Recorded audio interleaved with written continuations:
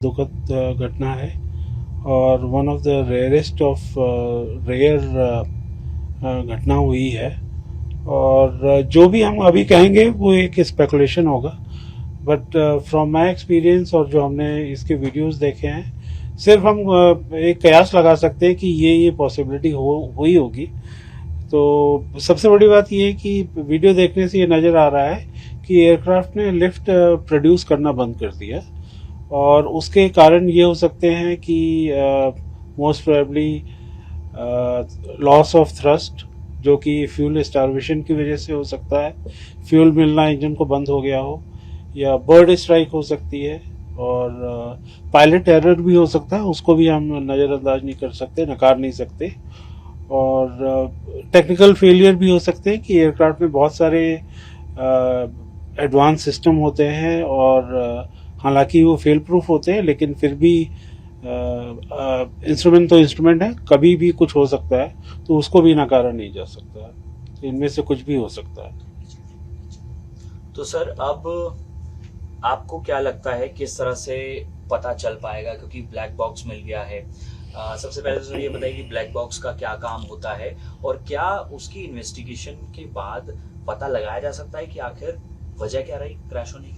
जी, पहली बात तो जो ब्लैक बॉक्स होता है, एक बॉक्स है जो कि इंस्टॉल्ड होता है एयरक्राफ्ट में एक्सट्रीम आफ्ट में, जो कि टेल सेक्शन होता है एयरक्राफ्ट का, वहाँ पे इसलिए उसको इंस्टॉल किया जाता है ताकि अगर एयरक्राफ्ट क्रैश हो तो वो लीस्ट डैमेज लोकेशन होगी, और वो इतना स्ट्रॉन्ग बनाया जाता है कि वो it can withstand N explosion also.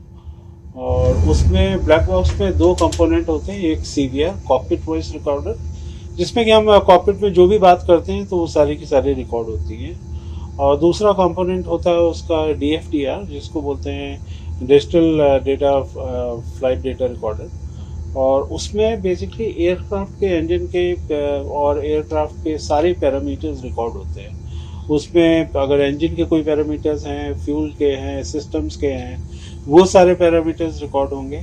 और जैसे एयरक्राफ्ट अगर ग्राउंड पे है तो उसकी ग्राउंड स्पीड भी रिकॉर्ड होगी, अगर वो फ्लाइट कर रहा है तो उसकी फ्लाइट स्पीड रिकॉर्ड होगी, कितना उसका पिच था, पिच अप था कि पिच डाउन था, वो भी रिकॉर्ड होगा, बैंक एंगल रिकॉर्ड होगा। तो ये सारे पैरामीटर्स रिकॉर्ड होते हैं। पर हालांकि इस केस के अंदर ब्लैक बॉक्स रिकवर हो गए हैं, पर हम उससे वो कोई जादुई वो ब्लैक एंड वाइट में नहीं बोल सकता कि ये गलती थी, क्योंकि उससे पहले डेटा डिराइव किया जाएगा, उसका एनालिसिस होगा। वो सिर्फ हमें डेटा प्रोवाइड करता है, फिर इन्वेस्टिगेटिव एजेंसीज होती हैं, उस डेटा को स्टडी करती हैं, एनालाइज करती हैं, and then they will come to some conclusion कि एक्चुअली में क्या हुआ हो सकता है।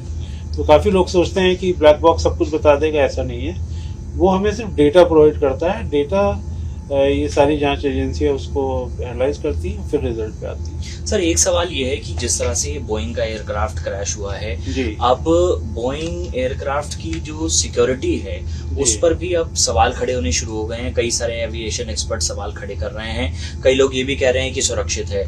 ये जो पर्टिकुलर विमान क्रैश हुआ है सर, ये कितना सुरक्षित था और इसके बारे में क्या कहेंगे सर?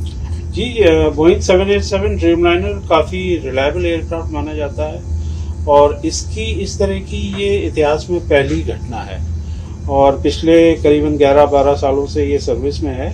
इस तरह की कोई घटना नहीं हुई है, लेकिन हाल में कुछ रिपोर्टें आई थी कि जिसमें ये देखा गया कि कुछ छोटे, जैसे जैसे ये फ्लीट पुरानी हो रही है, कुछ छोटे छोटे माइनर इश्यूज आ रहे थे, जो कि प्रॉब्लम्स आने, जब भी जापान एयरलाइंस की में ड्रीमलाइनर में कुछ प्रॉब्लम्स आई थी, तो फ्लीट पुराने होने के साथ साथ कुछ प्रॉब्लम आई। वो जो बोइंग को भी एयरलाइंस ने रेज किया, और उसके बाद से ज़्यादा कुछ तकनीकी खामियां नहीं आई।